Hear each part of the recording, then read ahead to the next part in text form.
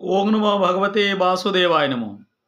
दर्शक भाई बहन बंधु एवं माताओं, आज चर्चा का विषय है कि हम सभी लोग ये जानते हैं कि हम लोग परमात्मा के ही संतान हैं। परमात्मा हमारे अंदर है और परमात्मा जो है हमको कभी भी किसी दुख किसी दर्द से पीड़ित नहीं देखना चाहते हैं और न पीड़ित रखेंगे, परंतु हमें जागृति नहीं है। तो ये जागृति हमें कैसे प्राप्ति होगी और जागृति में सुसुप्ति क्या है, इसके बारे में आज चर्चा करेंगे। तो एक बहुत सुगम बात है, उसे विचारपूर्वक गहरी रीति से हम लोग समझ लेते हैं जो तत्काल तत्व में स्थित हो जाती है। जैसे कि राजा का राजभर से संबंध होता है, वैसे ही परमात्मा तत्व का मात्र वस्तु व्यक्ति क्रिया आदि के साथ वैसा ही संबंध है।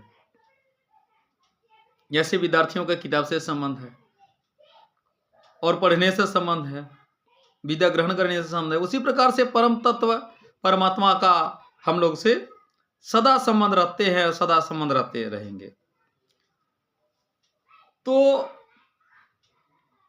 ये परमात्मा जो है वास्तविक है। हम परमात्मा को भले ही भूल जाते हैं पर उसका संबंध कभी नहीं छूटता। चाहे युग युगांतर तक हम भूले रहे तो भी उसका संबंध सबसे एक समान ही रहते हैं।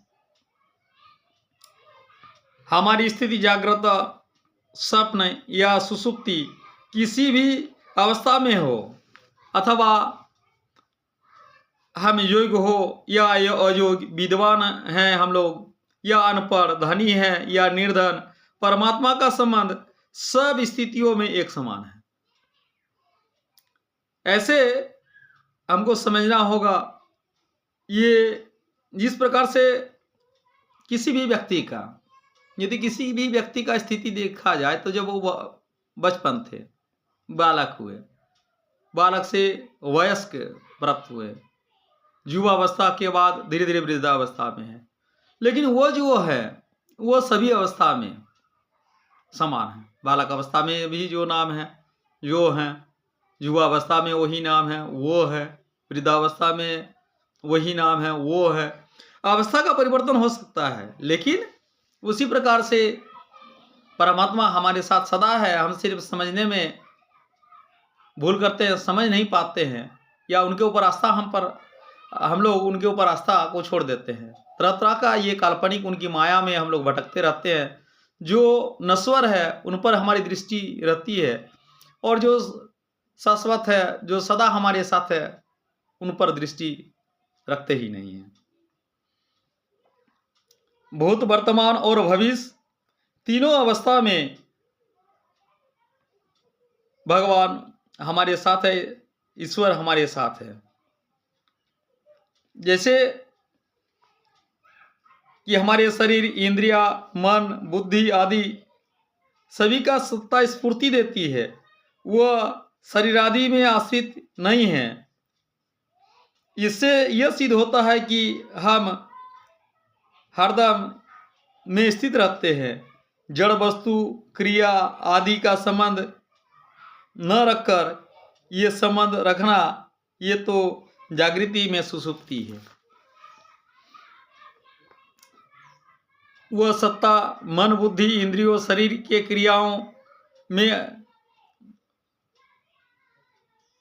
अनुच्युत है। वही मन, बुद्धि आदि का प्रकाश आधार है। वह सर्व प्रकाशक सर्वाधार हमें स्थित रहना है। वह सत्ता सदा ज्यों का त्यों रहती है। जागृत, स्वप्न, सुसुप्ति, स्थिरता, चंचलता, योग्यता, अयोग्यता, बालकपन, जवानी, वृद्धावस्था, विपत्ति, संपत्ति, विधवता, मूर्खता आदि सभी उस सत्ता से प्रकाश पाते हैं। ईश्वरिक दृष्टि सब अवस्था में समाहित रहते हैं, सभी अवस्था में समान दृष्टि से रहते हैं। शरीर, इंद्रिय, मन, बुद्धि आदि के साथ संबंध से हम मोह में पड़ जाते हैं। इस मोह का नाश होने पर भी श्रुति जागृत हो जाती है। नष्टो मोह श्रुति लब्धा, ये गीता में दिया गया है। श्रुति का अर्थ होता है जो बात पहले से ही थी उसको याद आ गई, उसे नया ज्ञान होना श्रुति नहीं है। अब चाहे कुछ हो जाए, चाहे कोई अवस्था आ जाए, अपनी सत्ता में क्या फर्क पड़ता है। तो मनुष्यों को प्रत्येक स्थिति में, प्रत्येक अवस्था में ईश्वर का ध्यान स्मरण करना चाहिए। इस जगत में सभी चीज माया से सृष्टि किए हैं। ईश्वर गीता में दिए गए हैं या कभी भी लिखते हैं, खोया कहे सो बाबरा, पाया कहे सो क्रूर, पाया खोया कुछ नहीं, ज्यों का त्यों भरपूर। अर्थात प्रभु सदा हमारे साथ रहते हैं। जगत में जब हम आए तो कुछ लेके नहीं आए, और जगत से चले जाएंगे तो कुछ लेके नहीं जाएंगे।